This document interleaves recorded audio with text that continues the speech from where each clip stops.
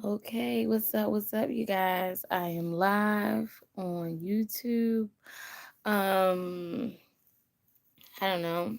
I'm up late and I wanted to do a story time. Um, so the title is How I Was Able to Get to College. And if you are new to the channel and you like this story, please subscribe to my channel. I am so close to 1,000 subscribers. It is not funny. So please subscribe to my channel. Thank you for liking the video. I appreciate you. And as always, share this video with as many people as you possibly can. Let me first start by saying I encourage most people to go to college. I do. It is an experience that work can't give you. It's an experience that just living day to day outside of it can't give you. It gives you um a support system that you wouldn't necessarily get in what we consider the real world. So, so I would encourage you to go to college. Let me see. Okay, this is my first time on YouTube Live, so I wonder if I can see the chat. No, I cannot. Okay. All right. Anyway, so I can't see the chat, so you just have to bear with me. Um. All right. So my journey to college. I was fresh. I was a fresh, wide-eyed 18. I was 18 years old. And I went to what we would consider a problem school, a quote unquote bad school, a school where the majority of the students weren't scoring high on their tests.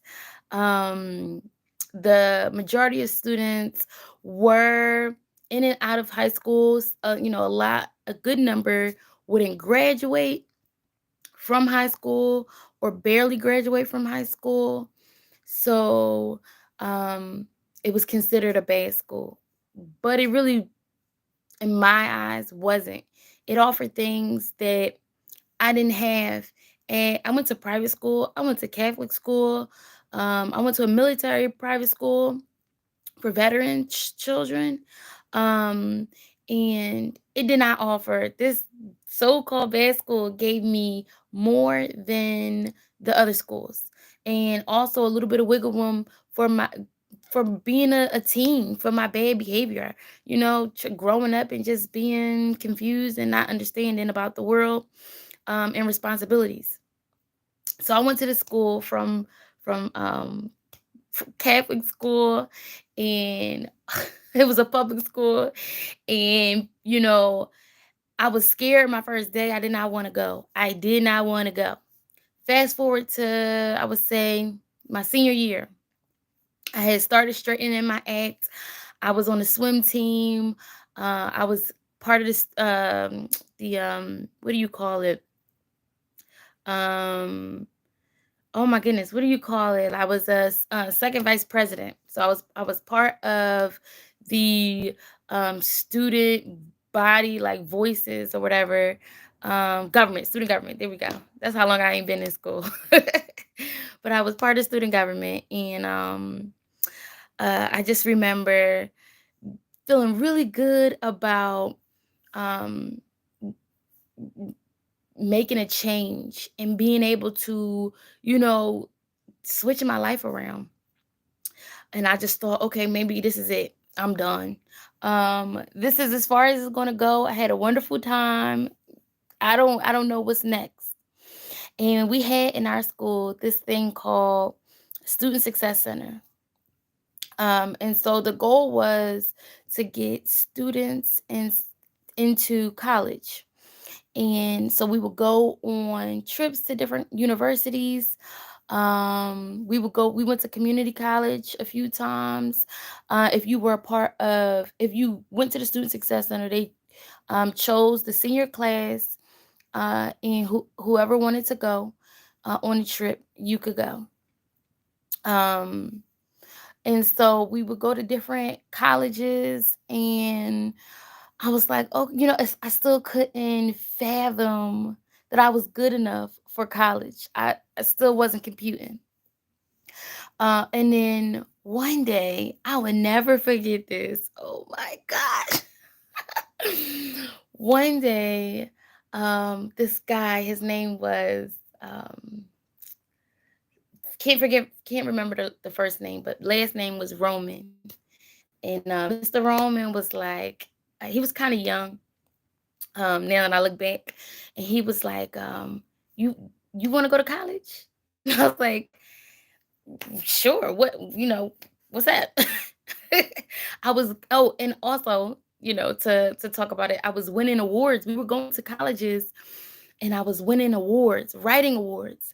We had to write about um, w- why our story is important, why we should go to college, and you get little things. Universities just give you money or give you whatever they want to give you. Um, at these universities, if you can write something. So I said, all right, well, I'm gonna write I'm gonna, oh, what is that? Oh, okay. I'm gonna write about how, my life, what I want to do.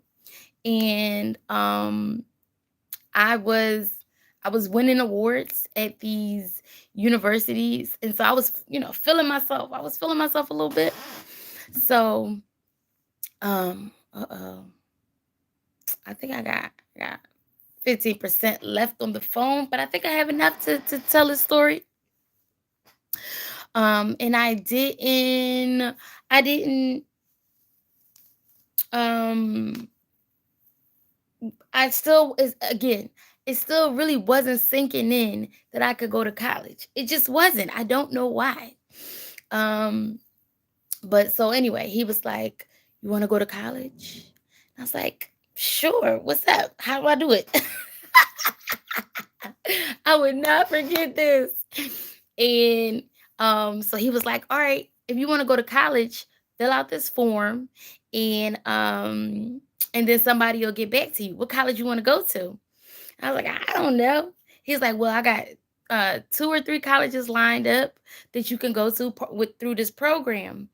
And I ended up choosing Penn State University, um, Shippensburg University, I think it was, and Penn State. I want to say Shippensburg and another university. And so I put the application in. I had to do an interview. I'm like, an interview? What the? What the? I'm not cut out for this. So I did the interview. I did well on the interview, I guess, And then the woman was like, "All right, well, you have to fill out all this paperwork. You have to, fill out all of these scholarship forms to get money and all this other stuff." And I was like, "I'm not going to do this. This is too much work. Like, when did college get this complicated?" I don't, if this is how to get in, I don't want to be there. I don't want to be there. So I went and talked to my mom about it, and I talked to a few other people. And I just remember, because I felt like I've been to college before, because I remember my mom was struggling to go to college. And I went to college classes with her. So college wasn't exciting to me because I had already been there my entire childhood.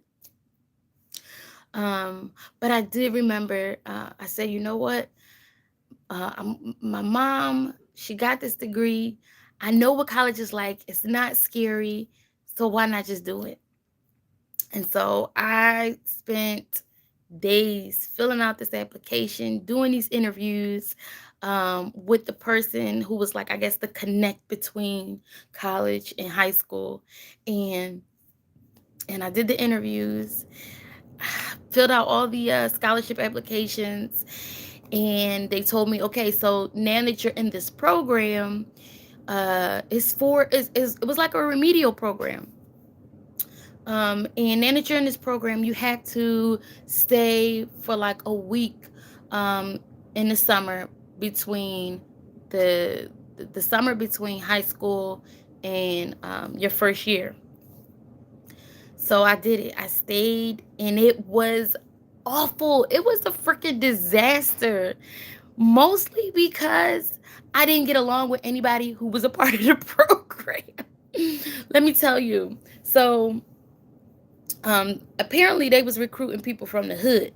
I'm from the hood. I went to a high school that was in the hood, part of the hood. I am a resident of what we would consider the hood. But as you can kind of tell, maybe, I my vernacular wasn't of the hood. My mindset was kind of different, just a little bit, and I just didn't fit in. So when I was in the program, I hated it so much. I was outcasted so much that I said, well, this is college. I don't want to go. And I rejected the scholarships. I rejected the invitation, the acceptance letter. I was like, forget it. I don't want to go. And the woman who was like, that bridge between my high school and college, she was like, this is not all of her name is Eureka Beeman. And she was like, this is not all of college. In fact, this is a small portion. When you get to college, you're going to love it. That is what she told me. She said, when you start college, you're going to love it. And I was still skeptical. I was still not feeling it, but I wanted to give it a chance. She told me to give it a chance. And oh my God, I said, okay, I'm gonna give it a chance. And I'm about to tear up. My first day at college, I didn't have anyone to get me there. So I caught a barter bus with like it was like a barter. I think it was called barter. I took a Greyhound bus, Bieber, that's what it was called, Bieber. I took a Greyhound bus, chartered by Bieber or something like that, and I had all my luggage. I got to the downtown area, and from the downtown area, I caught a taxi to the campus, and I got dropped off by the taxi, and then I had to figure out what to do, where I was, and what my next steps would be. I was lost. I didn't have any clue on what college was, like living on campus, what to expect, where my dorm room was, and so I was afraid. I was afraid, and some little man, some little man came up to me, and a white man. Okay, so don't never judge where your blessings are going to come, or expect where your blessings are going to come. It doesn't matter what they look like or anything. Just keep that in mind. Those angels that come to you come in all different forms. And the guy said, I said, I don't know where I am. I don't know what to do. I'm here to go to school. What do I do now? And since then, ever since then, he took me under his wing. He showed me where to go, all my classes, how to schedule my classes, took me to people who would help me figure out the rest. And I would say the rest is history. I developed so many strong relationships with the faculty, with the staff, with some other students. And I never look back. Education was my number one top priority from that moment on, because I it gave me a sense of security that I never really had. Um, and so yeah, that was my journey to college. Um, I hope you enjoyed this story. I will share with you the experience of my first year, and why it took me 7 years to earn my degree in the next video. But if you enjoyed this video, please like this video, share this video, subscribe to my channel, and leave a comment. Comments are amazing. They are awesome. They help me figure out what it is you guys are thinking.